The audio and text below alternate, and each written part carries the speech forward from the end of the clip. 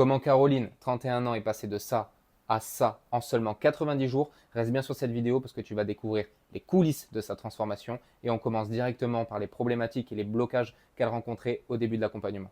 Du coup, Caroline, est-ce que tu pourrais vite fait te présenter, dire ce que tu fais dans la vie et me dire du coup concrètement quel était ton objectif avant de commencer avec moi? OK. Alors moi, c'est Caroline, j'ai 31 ans. Je suis graphiste à temps complet et je suis, sapeur-pompier volontaire également. Je suis présidente aussi de l'amicale de ma caserne. Donc j'ai des journées du coup, bien remplies et je fais beaucoup de sport, beaucoup de muscu, environ 4 fois par semaine et avant mon coaching avec Alexis, du coup, j'avais tendance à stagner un petit peu au niveau de mes performances, au niveau de mon alimentation. J'avais pris 3 kilos que je n'arrivais pas à perdre.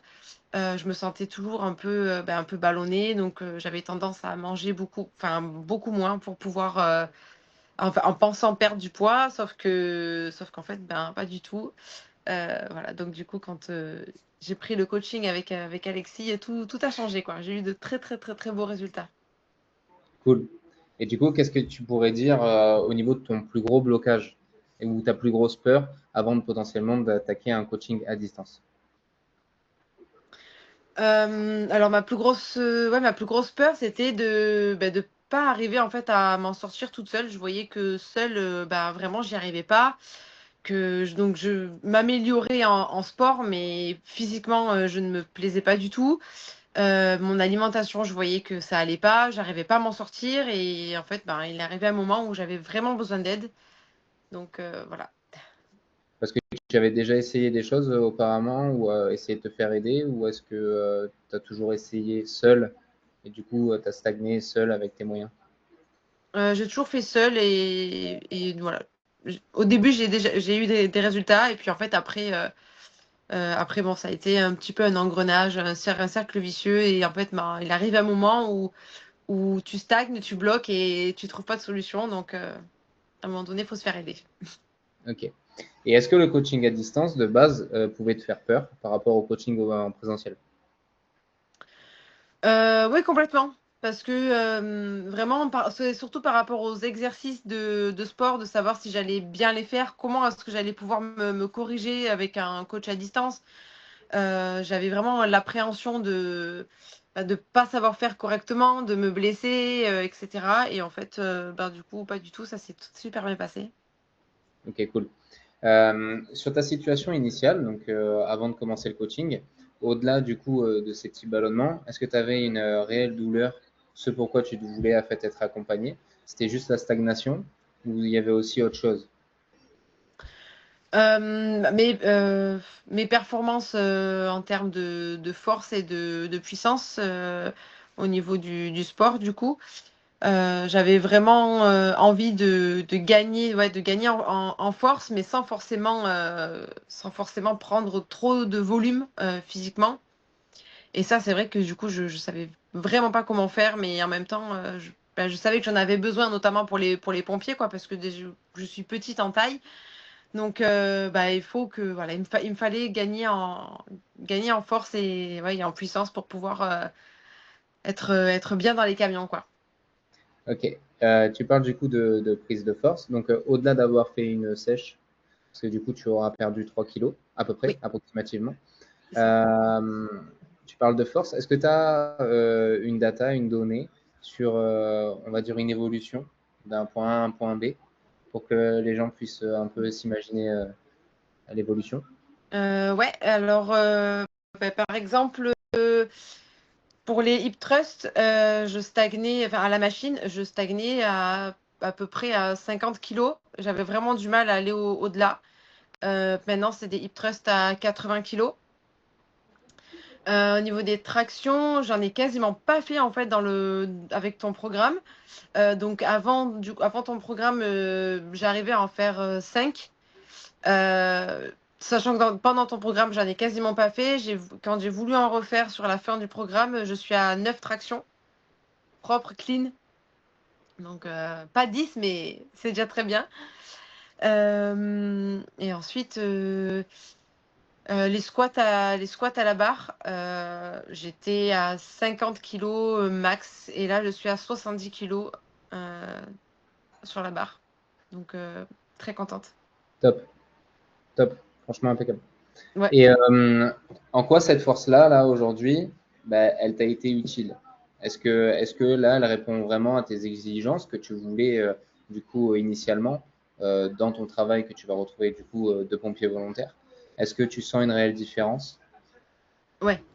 Ah ouais, Ouais, ouais, complètement. Vraiment, que ce soit du coup en intervention ou en caserne, vraiment, je sens que bah, quand il faut porter du matériel, soulever, etc., j'y arrive, mais beaucoup plus aisément. Et puis même, du coup, pour l'endurance, parce que c'est vrai que des fois, on a des interventions qui sont longues, éprouvantes. Et c'est vrai que du coup, bah, je tiens mais beaucoup, beaucoup, beaucoup mieux. Enfin, vraiment, le matériel, je suis beaucoup plus à l'aise avec, en fait, parce que je le sens beaucoup moins lourd beaucoup moins lourd qu'avant. Et ça, c'est trop bien. top, impec. Qu'est-ce qui t'a le plus surpris pendant le coaching par rapport à ce que tu pensais que ça allait être? Ce qui m'a surpris, c'est le coaching avec le kettlebell. Que finalement, donc c'est vrai que j'ai commencé avec des kettlebells très légers, maintenant un peu plus lourds. Et c'est vrai que enfin, je me suis dit que j'allais perdre en force, enfin que j'allais pas gagner en puissance et en force, mais bon, je faisais, etc. Et puis dès que je passais sur les machines de muscu, mais je me rendais compte qu'en fait je pouvais soulever mais beaucoup plus lourd et je me suis dit mais waouh, c'est dingue. Enfin, c'est ouf de travailler avec des kettlebells, de travailler complètement différemment.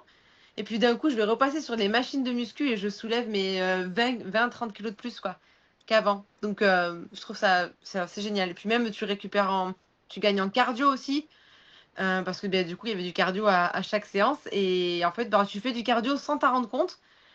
Et après, quand tu dois faire une séance de pur cardio, tu te rends compte que tu tiens mais beaucoup plus qu'avant, quoi. Et c'est trop bien. Du coup, je l'intègre à chaque fois maintenant.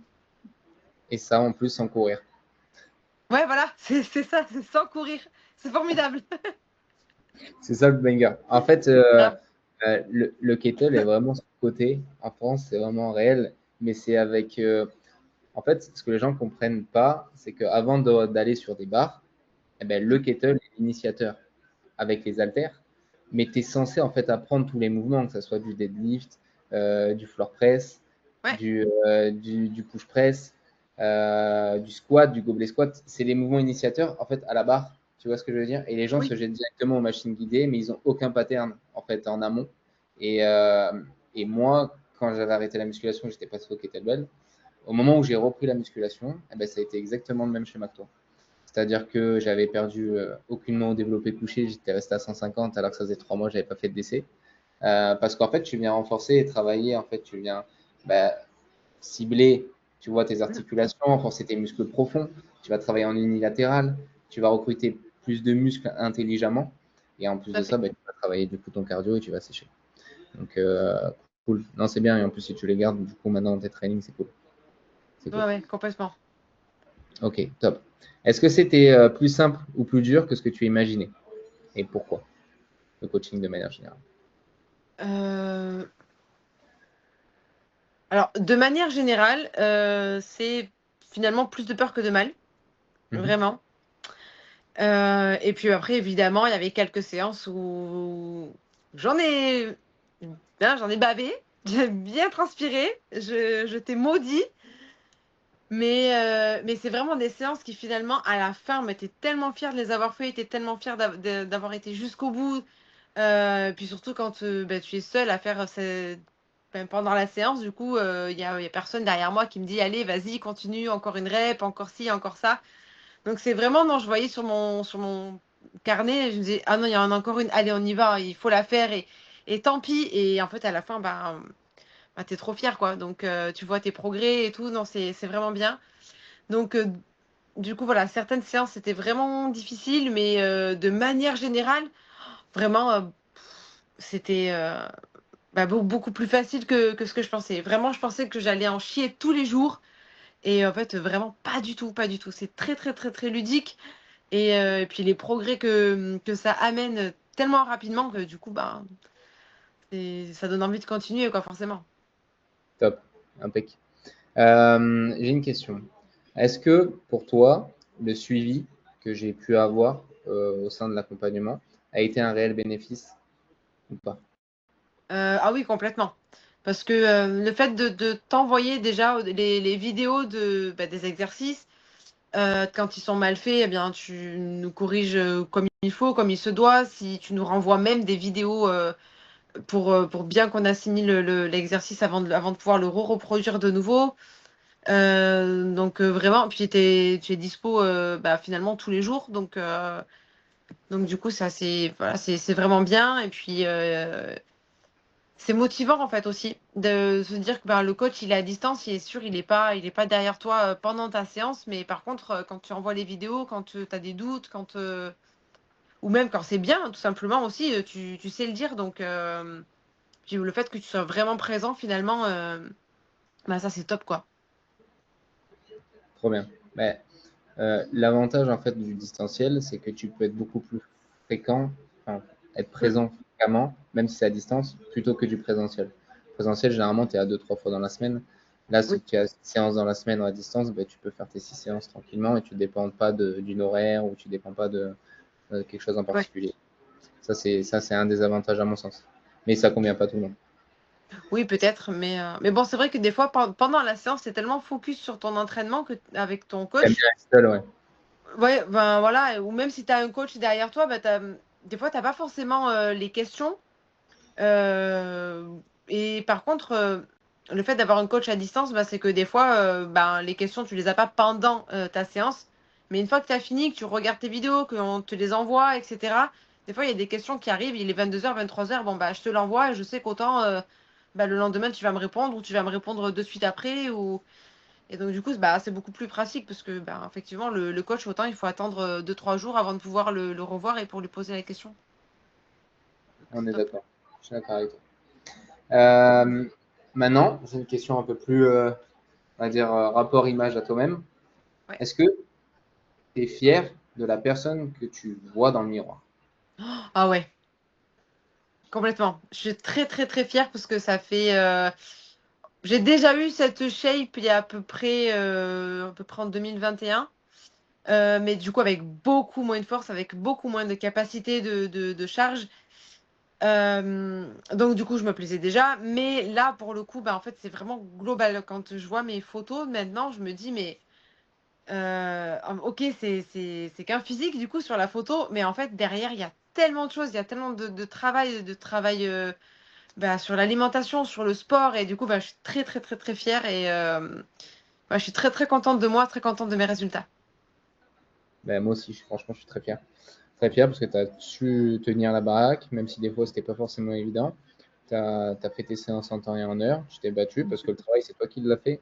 C'est pas moi. Ouais, Moi, je te donne une feuille de route, je te donne un plan. Après, je suis pas là pour voir ce que tu manges ou voir comment tu t'entraînes avec telle ou telle intensité. Donc, le travail, il vient de toi et franchement, tu as géré. Tu as géré. Si je pouvais avoir plusieurs personnes comme toi tout le temps, ça m'arrangerait. Alors, franchement, tu as géré. C'est bien. Euh, pour clôturer, si tu avais quelque chose à dire à quelqu'un dans la même situation ou quelqu'un qui hésitait à se lancer dans un coaching comme celui que tu as fait à distance, qu'est-ce que tu lui dirais? Euh, je lui dirais qu'il faut pas qu'il hésite à se lancer parce que le coaching en ligne, c'est de la disponibilité de ton coach presque H24. Donc ça, c'est un énorme avantage. Et le fait d'avoir un suivi à distance, ça te permet de travailler ton mental, parce que le travail, comme tu dis, c'est toi qui le fais. Donc ça te permet de vraiment travailler ton mental, ça te permet de tenir du coup, de tout faire pour tenir sur ton alimentation.